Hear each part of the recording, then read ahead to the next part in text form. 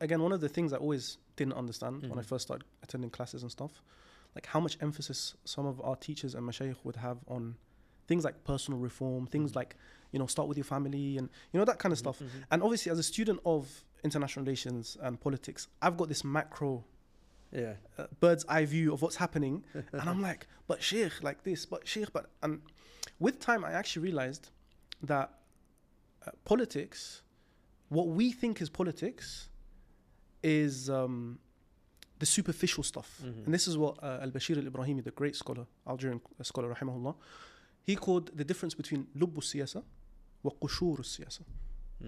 Lubbu siyasa, lub means heart, the essence of something. Siyasa, politics, the heart of politics, and the qushur, the outer layer. The qushur, the qishr, qushur is plural of qishr. It's the skin, it's the peel of fruit. What do you do with the peel? You remove it and you throw it away. Then you eat the fruit and you plant the seeds.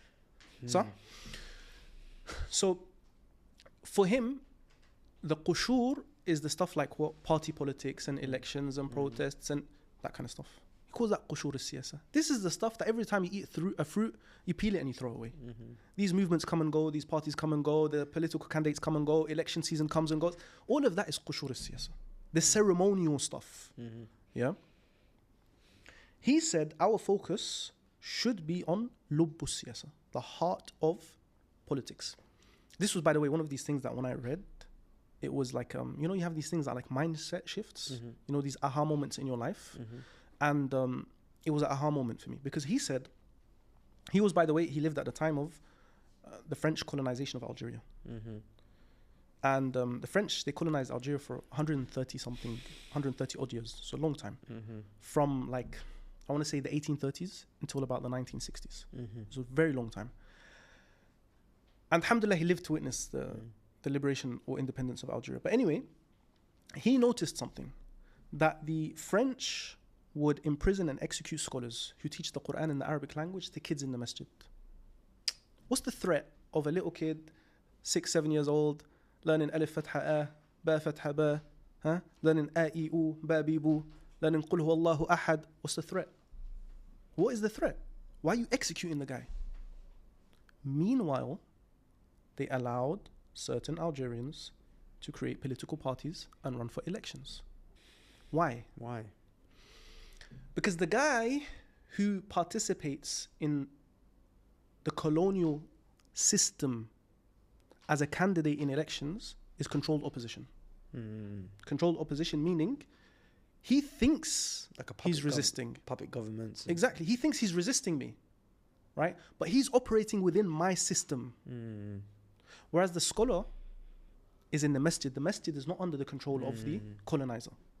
What he says, how he cultivates those children is not something that can be controlled by anybody.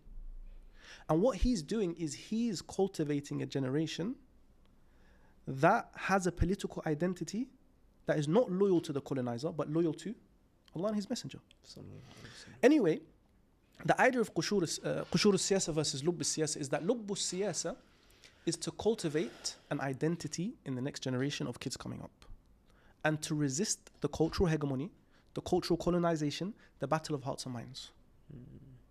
So we see that this was very, very, like, we say this now and it seems obvious, like, especially right now we've given all this backdrop and this context, but when you actually look at the context he was writing, is very, very forward thinking.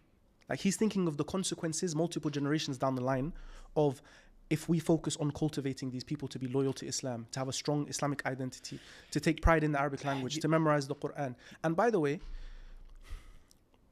political identity is not just, I'm not just saying this because Bashir Ibrahim said it, rahimahullah, it is the heart of politics until today. The education system is very political, completely political.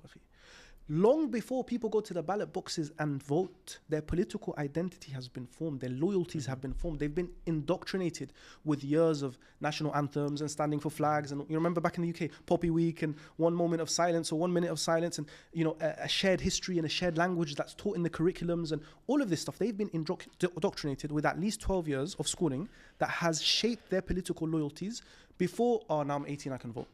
Are you with me?